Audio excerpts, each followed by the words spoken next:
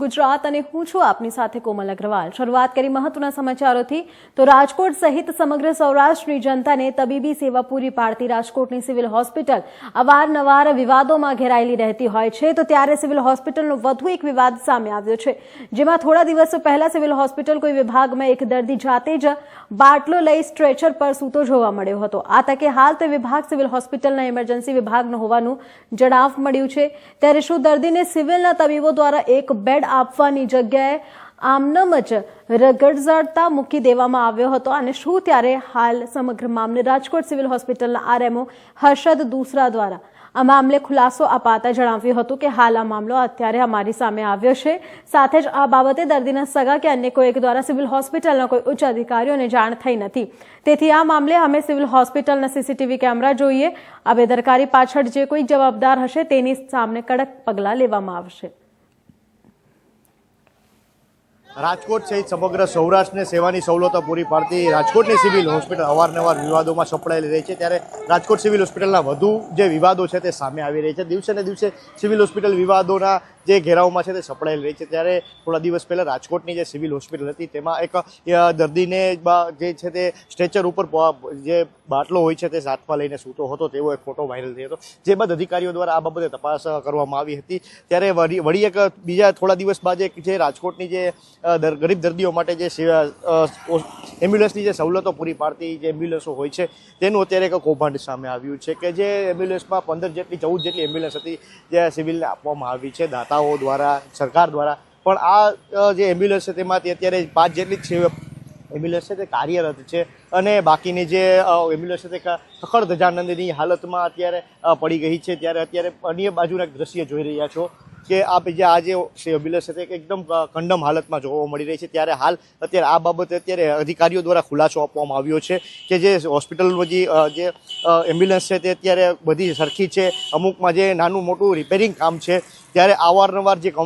જે વિવાદોમાં સંકળાયેલી જે રાજકોટની જે સિવિલ હોસ્પિટલ છે ત્યારે અત્યારે તંત્ર દ્વારા આ બાબતે ધ્યાન દોરવામાં આવી રહ્યું છે કે ભાઈ આ બજે ખખડ ધજાનંદ જેવી જે એમ્બ્યુલન્સ છે તેમાં ત્વરિતપણે પગલાં લેવામાં આવે, જે ગરીબ લોકો માટે જે સવલતો પાડતી જે એમ્બ્યુલન્સ હોય છે, કારણ કે જે મહત્વની બાબત એ છે કે જે એમ્બ્યુલન્સ છે તેમાં લોકોને આ ગરીબ લોકો માટે આપવામાં આવી હોય છે, પણ આ એમ્બ્યુલન્સ જે ગરીબો માટેની છે તો અત્યારે શોભાના ગાંઠિયા સમાન અહીં પડી રહી છે અને જે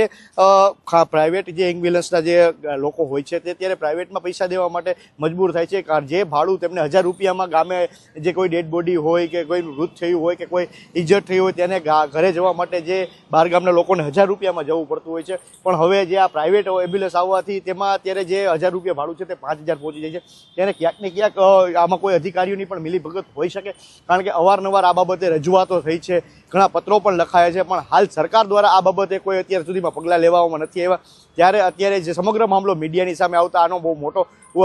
જે ઘટસ્ફોટ કરવામાં આવ્યો છે, ત્યારે હાલ આ બાબતે અત્યારે સિવિલ અધિક્ષકો દ્વારા જે તંત્ર જવાબદાર છે તેમના દ્વારા ખુલાસો આપવામાં આવ્યો છે। ત્યારે હવે એ જોવાનું રહ્યું કે તંત્રના ખુલાસા બાદ અત્યારે સિવિલનું તંત્ર સાચે કોઈ કામગીરી કરે છે કે ગુજરાત સરકાર આ બાબતે કોઈ કડક પગલાં લે છે કે નહીં। પ્રતિક લીંબાણી, ઇન્ડિયા ન્યૂઝ, રાજકોટ। તે પોતાની જાતને બાટલો ચલાવતો હોય તેવા દ્રશ્યો જોવા મળી રહ્યા છે, શું આ સમગ્ર મામલે વિગત શું આપની પાસે છે? ફોટો જે વાયરલ થયેલો છે તે ગંભીર ઘટના છે અને આ બાબતે અમે ખૂબ જ ગંભીરતાપૂર્વક તપાસ કરી રહ્યા છીએ અને જે કોઈ જવાબદાર વ્યક્તિ હશે તેમના તરફ ચોક્કસ સખત અને ગંભીર પગલાં લેવાશે જ। સર, આ ફોટો કયા એરિયાનો છે, મતલબ ઇમરજન્સી કે કયા વોર્ડનો છે અને અંદાજે કેટલા દિવસ પહેલાંનો છે, શું આપને જાણવા મળ્યું છે ત્યાં? હજી સુધી આપણને ચોક્કસ માહિતી નથી મળેલી, પણ ફોટો જોતાં એવું લાગે છે કે ઇમરજન્સી વોર્ડની બાજુનો હોય એવું લાગે છે, પણ ચોક્કસ માહિતી એક વખત મળ્યા પછી જ હું તમને આ વિશે આગળની કહી શકીશ। તપાસની અંદર અત્યારે તો સૌ પ્રથમ અમે પહેલાં સીસીટીવી ફૂટેજ ચેક કરવાના છીએ અને સીસીટીવી ફૂટેજમાં જો આપણને આગળની જાણકારી મળે તો એના ઉપરથી આગળની તપાસ ચાલુ કરી શકાશે।